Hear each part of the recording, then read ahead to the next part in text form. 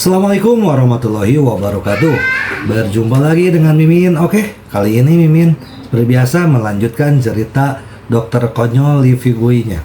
Oke, tapi seperti biasa yang belum tekan tombol like, bantu Mimin terlebih dahulu tekan tombol like-nya. Oke, kita lanjutkan saja ceritanya. Bab 193 sampai 196. Jika kamu yakin itu wanita di internet, segera hubungi Sister Ning. Bailin mengangguk dan berkata, "Fugui, jangan khawatir, aku tahu, aku tidak akan mengecewakanmu." Hanya saat ini yang melakukannya Lee Fugui merasa lega. Ayolah. Lee Fugui tiba-tiba menemukan bahwa di beberapa titik, dia menyentuh bahu Bailin, dan dia bahkan bisa mencium bau sabun mandi dari tubuh Bailin.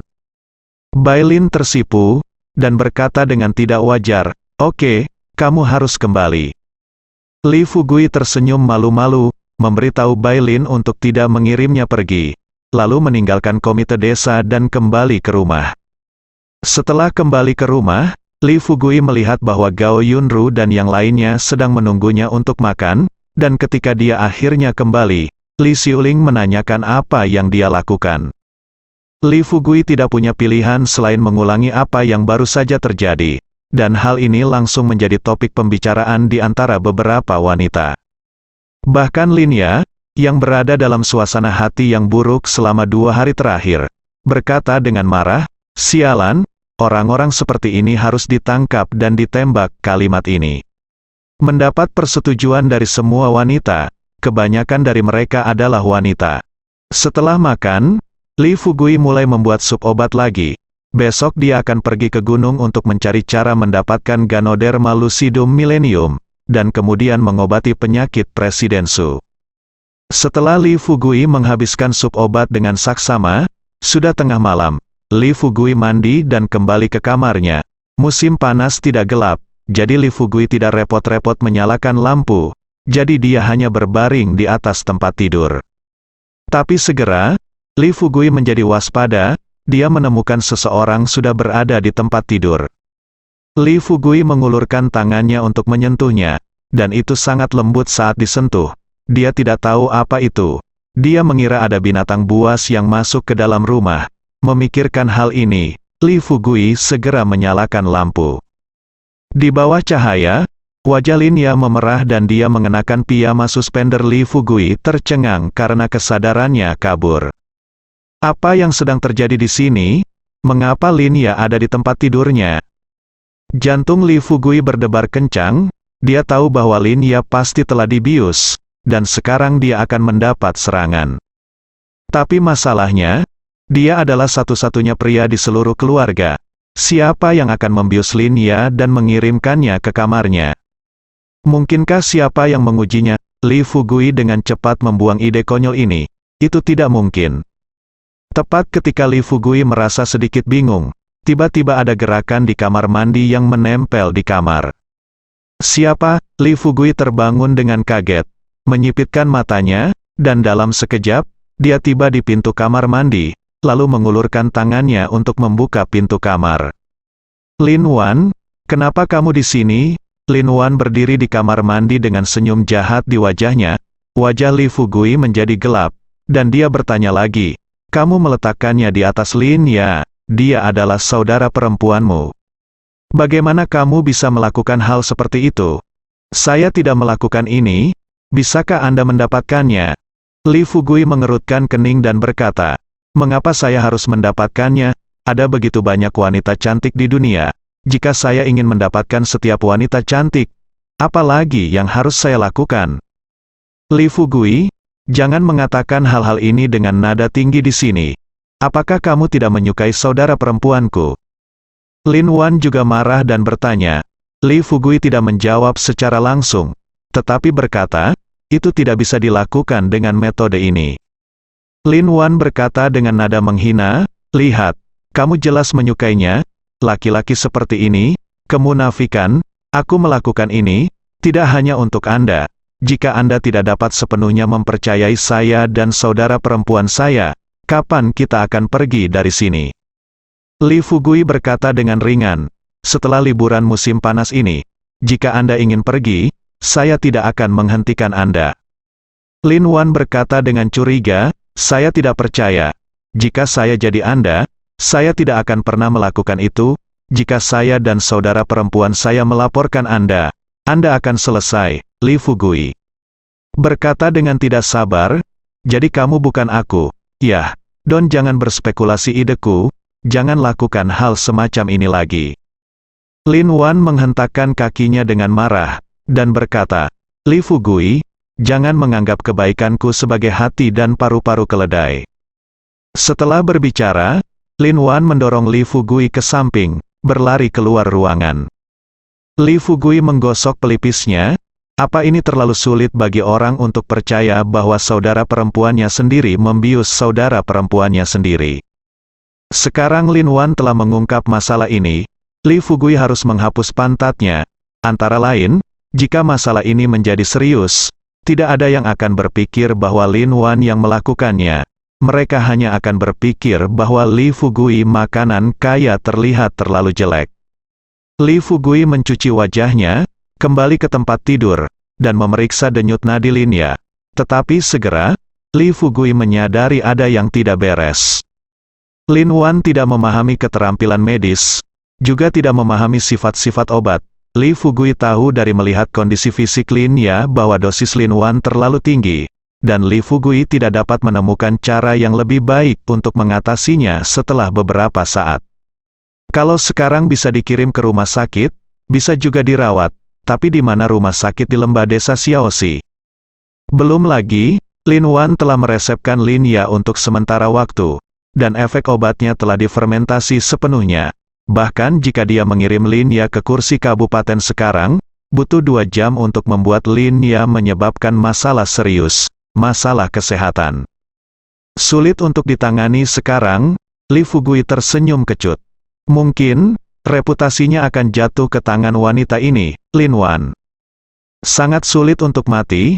Tepat ketika Li Fugui berpikir dengan liar, Linya datang. Li Fugui tersentak, tetapi lambat laun, Li Fugui mulai mendidih. Keesokan harinya pagi-pagi sekali, Li Fugui baru saja bangun ketika dia menyadari bahwa Linya, yang berbaring di sisi lain, telah menghilang. Ini membuat Li Fugui menghela nafas lega. Dia bingung tadi malam, dia tahu bagaimana menghadapi Linya. Ketika Li Fugui meninggalkan ruangan, dia melihat Li Xiuling berjalan ke arahnya dengan mata aneh dan berkata, Fugui, apakah kamu tahu bahwa Guru Lin sudah pergi? Guru Lin sudah pergi, Li Fugui terkejut, lalu berkata, aku akan pergi dan melihat.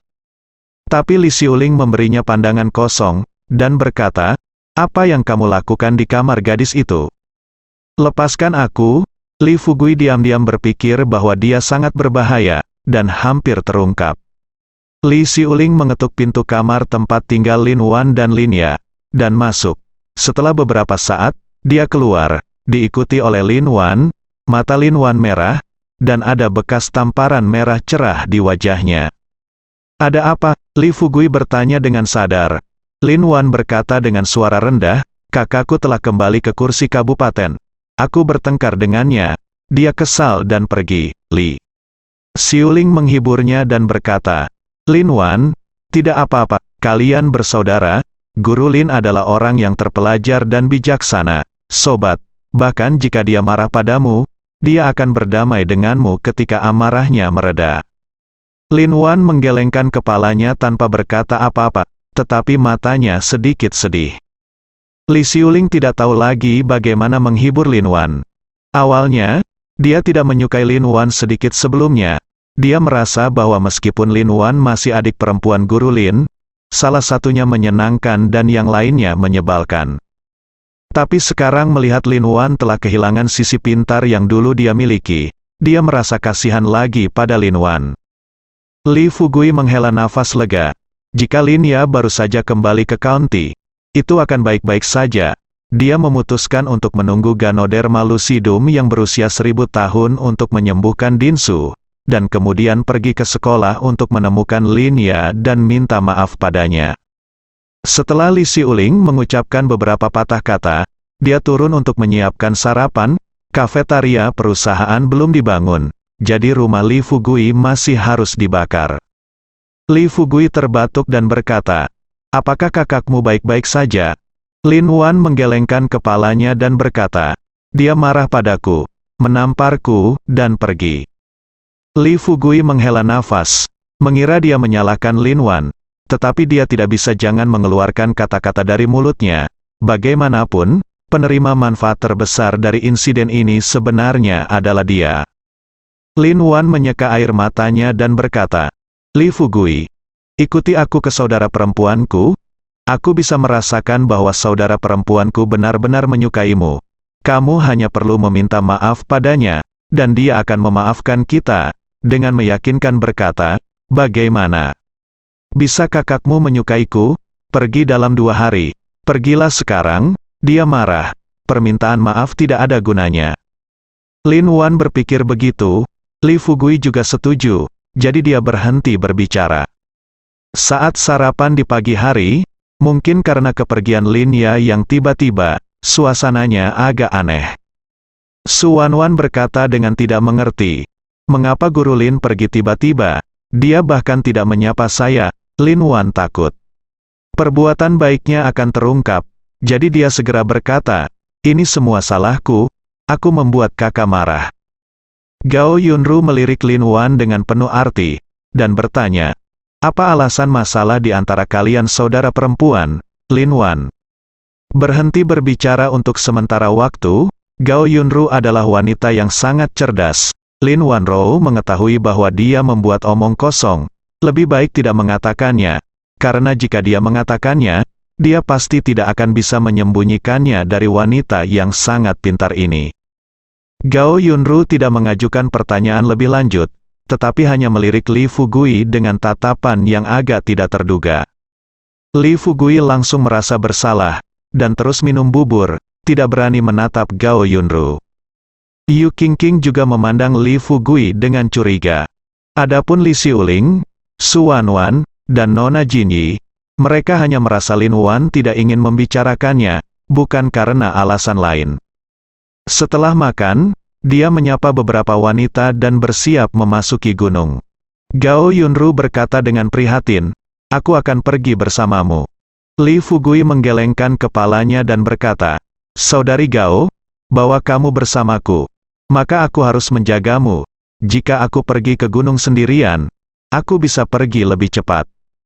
Jika Anda tidak bersikeras, setelah mendengar apa yang dikatakan Li Fugui, dia berkata, maka Anda harus berhati-hati saat sendirian. Li Xiuling berkata sambil tersenyum, saudari Gao, Anda tidak tahu, Fugui telah merajalela sejak dia masih kecil, dan dia sangat akrab dengan area ini, jadi tidak akan ada bahaya. Gao Yunru mengerutkan bibirnya menjadi senyuman, mengangguk, dan tidak berkata apa-apa.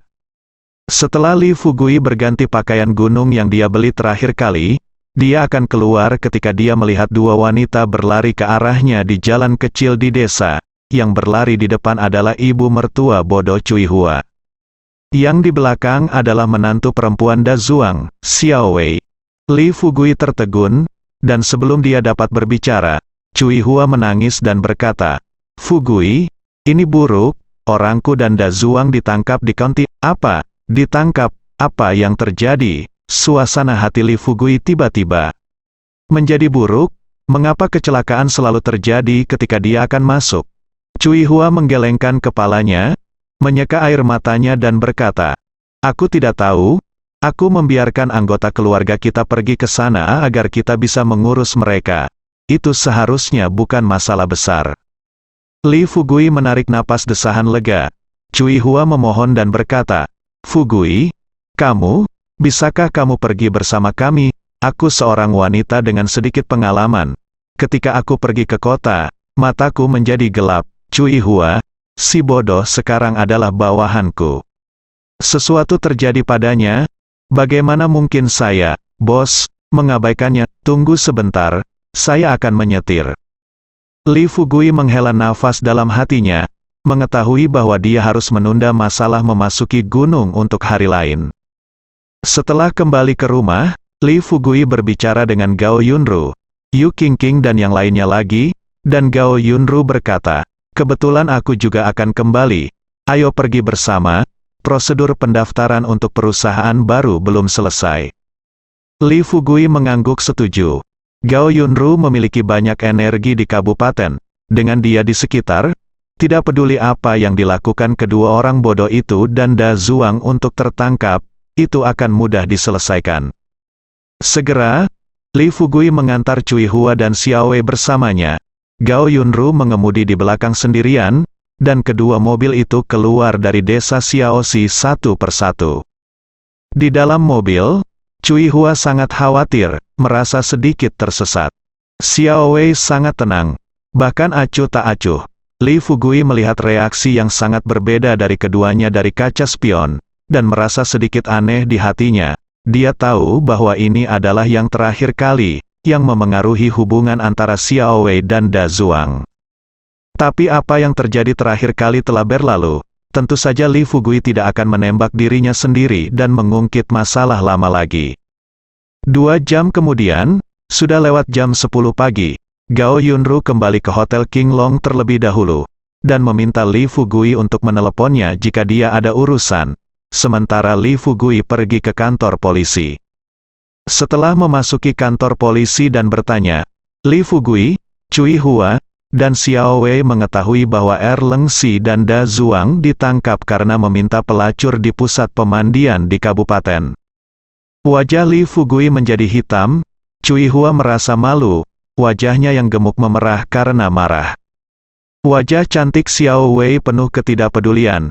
Kawan polisi yang menerima ketiganya berkata, "Kami telah mengkritik dan mendidik kedua orang ini, dan Anda harus mengontrol mereka dengan ketat di masa depan. Dan jangan biarkan kami menangkap mereka lagi. Bawa dia pergi, sialan." 5.000 yuan, kerja keras begitu lama, bukankah bulan ini akan sia-sia? Cui Hua merasa tertekan dan marah pada saat yang sama. Jika itu adalah sesuatu yang lain, itu akan baik-baik saja, dan denda 5.000 yuan akan dibayarkan. Tetapi kebetulan itu adalah seorang pelacur. Apa yang membuatnya seorang istri? Pikirkan. Cui Hua berkata dengan galak, "Kamerat polisi, saya tidak punya uang, Anda harus menguncinya dan jangan biarkan dia keluar lagi." Polisi itu menggelengkan kepalanya, dan tanpa berkata apa-apa, dia membawa si idiot dan Da Zuang keluar dari interogasi ruang. Erleng Si dan Da Zuang menundukkan kepala karena malu, dan membuka mulut beberapa kali untuk berbicara. Tetapi melihat wajah ibu mertua mereka seolah-olah akan memakan seseorang, mereka berdua tidak berani berbicara. Polisi melirik beberapa orang, mungkin karena mereka sudah terbiasa dengan pemandangan seperti itu, dan keluar tanpa berkata apa-apa. "Bodoh, bisakah kamu melakukannya? Kamu hanya punya sedikit uang di sakumu, dan kamu hanya ingin menghabiskan banyak uang, kan? Aku akan membunuhmu. Kamu tidak berperasaan. Aku akan membunuhmu." Cui Hua memamerkan giginya dan mencakarnya. Melihat orang bodoh kedua menggaruk wajahnya, orang bodoh kedua tidak berani melawan karena dia dianiaya. Jadi dia mengelak dan memohon, "Menantu perempuan, semua orang kaya dan bangsawan ada di sini. Bisakah Anda menyelamatkan saya beberapa wajah? Beri saya beberapa." Wajah Cui Hua marah, dan menangis dan berkata, "Sekarang semua orang di desa tahu bahwa Anda telah ditangkap karena melacur. Aku istrimu. Bagaimana aku bisa bertemu orang di masa depan? Apakah karena aku tidak bisa memuaskanmu? Atau karena sayapmu mengeras? Dan hanya kamu, jika kamu masih melacur dalam beberapa detik itu, aku akan memukulmu sampai mati." Orang bodoh kedua segera tersipu. Mungkin tidak apa-apa bagi pria ini untuk memukulinya dan memarahinya, tetapi dia tidak tahan jika dia punya masalah. Segera, si idiot berhenti melakukannya, menamparkan Cui Hua dan menamparkan Cui Hua. Cui Hua tercengang, lalu menangis, duduk di tanah dan membuat ulas semua polisi masuk selama keributan ini, terus-menerus mengkritik dan mendidik si idiot, dan berkata bahwa dia akan mengunci si idiot selama beberapa hari lagi. Yang kedua membuat lehernya tercengang, wajahnya memerah, dan dia tidak mengatakan apa-apa. Lee Fugui menyaksikan adegan ini tanpa berkata-kata. Sebagai bos dari keduanya, Lee Fugui tidak punya pilihan selain membujuk mereka. Apa yang tidak diharapkan Li Fugui adalah bahwa setelah beberapa saat, ketenangan juga masuk, dan pemandangan itu tiba-tiba menjadi sunyi. Erlengsi dan Da Zuang merasa malu, dan kesombongan mereka tiba-tiba turun. Keduanya berasal dari desa Xiaoxi, jadi mereka secara alami tahu bahwa Tranquility adalah pemimpin terbesar yang keluar dari desa Xiaoxi. Ketenangan memasang wajah dingin, dan mengutuk dengan keras, "Dasar idiot, kamu punya banyak keterampilan. Setelah mendapat gaji, kamu bisa mengikuti contoh pelacur orang kota, kan? Jika istrimu memberitahumu beberapa patah kata, kamu masih berani memukuli istrimu. Saya pikir kamu lelah bekerja." Li Fugui menimpali dan berkata, "Ya, idiot, saya tidak mengatakan Anda.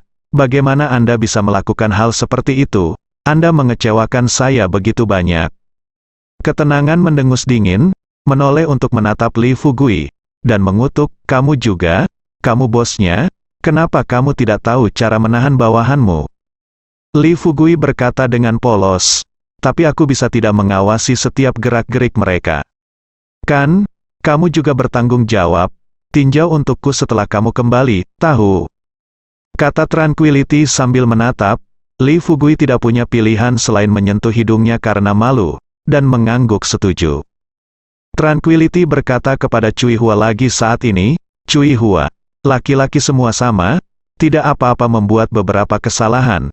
Kembali dan menjalani kehidupan yang baik, jaga si idiot, dan jangan biarkan dia memiliki kesempatan untuk bermain." Cui Hua berkata dengan penuh terima kasih, "Xiao Jing. Aku mendengarkanmu." Nyatanya, Tranquility mengatakan ini untuk memberi Cui Hua langkah mundur. Bagaimanapun, semuanya terjadi jika Cui Hua menceraikan orang bodoh kedua. Cui Hua pasti akan menolak, tetapi jika dia tiba-tiba memaafkan orang bodoh kedua, dia tidak akan bisa kehilangan muka. Melihat Cui Hua berhenti membuat masalah, Tranquility melambaikan tangannya dan berkata, "Oke, sekarang kamu bayar dendanya. Ini adalah peraturan, dan tidak ada cara untuk menguranginya. Kamu bisa pergi setelah membayar." Li Fugui berkata dengan cepat, "Mereka tidak boleh membawa dengan begitu banyak uang, saya akan membayar mereka." Setelah selesai berbicara, Li Fugui mengikuti Tranquility untuk membayar denda. Tranquility adalah orang yang sibuk, dan dia harus memberi pelajaran pada Li Fugui. Tetapi dia pergi dengan tergesa-gesa, setelah panggilan telepon datang. Li Fugui tampaknya telah menerima amnesti. Dia tidak tahu mengapa sekarang, dia semakin takut pada Ningjing, dan dia tidak ingin tinggal bersama Ningjing lebih lama lagi. Akan lebih baik jika dia bisa menyelinap jauh. Setelah membayar denda, Li Fugui menarik idiot kedua dan Da Zuang ke samping sendirian, dan memarahi, "Lihatlah perbuatan baik yang telah kamu lakukan. Sekarang kamu tidak hanya malu, tapi aku juga malu." Da Zuang terdiam, tapi merah dengan wajah tertunduk dan kepala tertunduk. Pria bodoh itu menggertakkan giginya dan berkata, "Kakak Fugui, kami melakukan kesalahan ini, dan itu menyakitimu. Bukan masalah besar, mereka berdua laki-laki, tapi pertanyaannya adalah, bagaimana kalian berdua ditangkap?" Orang bodoh kedua juga merasa bingung dan berkata, "Saya tidak tahu apa yang terjadi. Da Zuang dan saya sebenarnya masih bersama. Tidak masalah. Sekelompok orang bergegas masuk dan menangkap kami." Li Fugui marah dan lucu ketika mendengarnya, dan berkata, "Lihat dirimu. Kamu tidak tahu bagaimana menemukan tempat yang aman untuk melakukan ini? Apakah kamu ketahuan memancing? Tahu?" "Memancing? Apa maksudmu?" Si bodoh dan Da Zuang tercengang. Li Fugui menjelaskan maksudnya, dan si bodoh kedua serta Da Zuang segera berteriak, menyesalinya, dan mulai merasa kasihan pada 5.000 yuan itu. Melihat mereka berdua bertobat, Li Fugui berkata dengan sungguh-sungguh, "Saya telah memberi Anda uang, tetapi itu dipinjamkan kepada Anda atas nama, dan jika Anda berdua masih ditangkap di masa depan, saya akan kehilangan muka. Anda harus melakukannya, kembalikan padaku, kau tahu." Orang bodoh kedua dan Da Zuang memandang Li Fugui dengan rasa terima kasih ketika mereka mendengar ini, dan berkata lagi dan lagi, "Kakak Fugui, jangan khawatir, kami tidak akan berani melakukannya lagi." 5.000 per orang. Totalnya hanya 10.000, yang bukan apa-apa bagi Li Fugui. Tetapi bagi Erlangsi dan Da Zuang, itu uang yang banyak. Sekarang uang itu diberikan kepada mereka oleh Li Fugui, dan kesetiaan mereka kepada Li Fugui segera naik beberapa tingkat. Li Fugui memandang orang bodoh kedua lagi dan berkata, "Kamu salah dalam hal ini. Kamu tidak bisa bermain Cui Hua di masa depan. Dia juga istrimu. Buang semua hal buruk dalam pikiranmu. Tahu, Kakak Fugui? Aku tidak ingin memukul ibu mertuaku. Tapi, dia terlalu banyak bicara." Si bodoh kedua merasa sedikit malu. Li Fugui juga memikirkan apa yang dikatakan menantu perempuan bodoh kedua saat ini. Dia tidak dapat menahan diri untuk menatap orang bodoh kedua dengan curiga dan berkata, "Kamu tidak benar-benar hanya punya beberapa detik." Li Fugui tertawa dan berhenti berbicara. Saat ini, ponsel Li Fugui berdering, dan ketika dia melihat bahwa itu adalah Gao Yunru, dia terhubung. "Fugui, datanglah ke restoran." Nada suara Gao Yunru sedikit bermartabat. Li Fugui bertanya dengan curiga, "Ada apa?" Gao Yunru tidak menjelaskan, dan berkata, "Aku tidak bisa memberitahumu dengan jelas di telepon. Kamu akan tahu kapan kamu datang." Li Fugui bingung, dia mengangguk setuju, dan kemudian membawa kedua orang bodoh itu, Da Zuang, Cui Hua dan Xiao Wei ke Qinglong Hotel bersama. Begitu mobil tiba di Hotel Qinglong, Cui Hua menatap bangunan tinggi dan mewah itu dengan gelisah, dan berkata, "Fugui, apa yang kita lakukan di sini?" Orang bodoh kedua dengan cepat menjelaskan, "Cui Hua, kamu tidak tahu. Kakak Fugui dia bos di sini, jadi restoran ini kaya." "Restoran sebesar itu kaya?" Cui Hua membuka matanya lebar-lebar dan menatap si bodoh dengan tak percaya. Xiao Wei yang duduk di kursi belakang juga menunjukkan kerinduan di matanya yang indah. Li Fugui berkata sambil tersenyum, "Saya wakil presiden. Saya tidak sendirian di restoran ini. Ada yang harus saya lakukan nanti. Anda bisa makan di sana dan menunggu saya di jalan." Cui Hua berkata dengan cemas. "Ini pasti sangat mahal untuk makan di tempat seperti itu, bukan?"